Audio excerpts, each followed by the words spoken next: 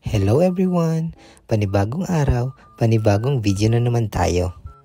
Sa hindi nga pala nakakakilala sa akin, ako nga pala si Maestro, isang alipin ng dolyar dito sa Amerika.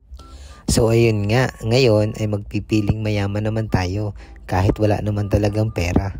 Bigla ang ayaan lang nga pala ang nangyari ngayon. Sa part na to nga ay papunta kami kala Sir Jason kasi susunduin namin siya sa kanila. At ang destinasyon namin ngayong araw ay pupunta kami sa Cal City. At around 30 minutes drive nga lang yon. So medyo malapit lang naman. At sa part na to nga ay binigyan na rin ni Sir Jason ng air freshener si Sir Derek. Medyo mabango na daw kasi ang amoy ng sasakyan. Joke lang. Lumalamig na rin nga pala ang panahon dito. At after 30 minutes nga ay nakarating na rin kami sa pupuntahan namin. Hindi naman sa nagmamayaman pero ito talaga yung simple way para naman ma-relax kami sa mga stress namin sa buhay. Deserve ko rin naman siguro ang ganitong mga bagay. So ayan nga, nakarating na nga kami dito. Pero di ko pa rin talaga alam kung ano ang i-order ko ngayon. So bahala na. Sobrang init talaga dito pero yung lamig ng hangin is iba talaga, malamig na. Pagpasok mo nga dito ay bubungad na ang mga tumbler at ibang mga bilihing kape. So ayan na nga, nagchikahan pa about sa tsinelas kung galing daw bang Pinas yan o galing dito sa Amerika. Pagdating nga namin dito, hindi gaanong matao. So halos kami-kami lang din. May iba't ibang flavor nga din pala sila dito ng coffee. Pero actually hindi ko rin naman alam talaga kung anong mga lasa ng bawat flavor na yan. Bahala na. Sa Pinas naman kasi 25 grams lang na kape, okay na ako eh. Ang daming katarayan kasi dito. Pwede naman kasing 3-in-1. Ang pinagpipilian ko nga pala dito ay yung frappuccino flavors.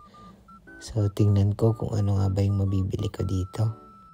At meron din nga pala sila ditong mga pandesal. Joke lang. At nakisuyo nga pala ako dito kay Sir Jason na kung pwede i-video naman ako kung paano mag-order. Baka kasi sabihin ng mga marites dyan sa Pinas, hindi ako marunong mag-order. Hindi naman talaga. Joke lang. At sa part na to nga ay nag-order na nga ako. Ang sabi ko na lang, Miss, pabili nga ng isang 3-in-1 na Nescafe. Tapos ayun, halata sa mukha niya na hindi niya ako naiintindihan. Kaya sabi ko kay Sir Derek, siya na lang ang mag-order para sa akin. Hindi kasi kako kami magkaintindihan. Pero joke lang yun ha, baka maniwala naman kayo. Lalo na yung mga marites dyan, sabihin nyo talaga ganoon. Pero isa talaga sa realization ko, pag sinabi talagang Starbucks, quality talaga yung product nila. At ayan po, nagkikwentahan na po ng bayaran. Kailangan tayo, true to the price. Saan nalagyan ang coins? 6 na yan ha. 25, 50, Ano na ka dyan? 80, 90, 95. Sakto. Sakto. Nagkwentahan na. At sa part na to nga guys, ay kinuha na namin yung aming order. Nalito pa nga kami kung alin yung sa akin bang order dyan o kung kay Sir Jason. Anyway, ang lagi nating iisipin na ang mahalaga ay importante. Alright, let's go! Kung hindi nyo nga maitatanong, dito nga lang pala ako nakatikim ng ganitong prop. Kasi sa Pinas, hindi ko naman afford ang ganito. Malaking bagay na rin kasi yung sweldo sa Pinas ay ibili mo na lang din ng ibang pagkain kaysa bili mo ng ganito. So yan, hindi ko kayo pinapainggitan pero at least sabi ko nga i-treat ang sarili. At nung nakuha na nga namin ng order, ayan na, meron na kaming voice session. Pero hindi naman buhay ng iba ang pinag-uusapan namin dito. Hindi tulad ng iba dyan, alam nyo na, buhay ng iba. Gusto pa yatang panghimasukan, hindi naman sila ang nagpapakain. So balik na nga tayo sa aming kwentuhan. So ang kalimitan lang naman namin ditong pinag-uusapan, yung mga nangyari sa amin sa classroom, sa mga bata, ano yung mga strategy ginamit namin sa nakaraang semana or nakaraang araw.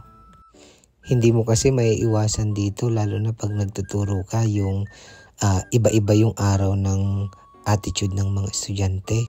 May mga araw na ang mga bata ay tahimik, meron naman ang bata ay talagang nag-misbehave, kaya dapat mag-strategize ka talaga kung paano mo sila i-handle. Pero hindi talaga maiiwasan na maubusan ka rin ng mga strategy na gagamitin mo. So napakahalaga din talaga yung nakikipag-usap ka sa ibang mga teachers para naman magkaroon ka ng mas maraming idea. Isa pa pala sa realization ko dito, grabe yung pagod, ibang-iba yung pagod sa Pinas, pero sulit naman yung pagod mo. At yan lang guys, maraming salamat sa panonood, ingat, God bless!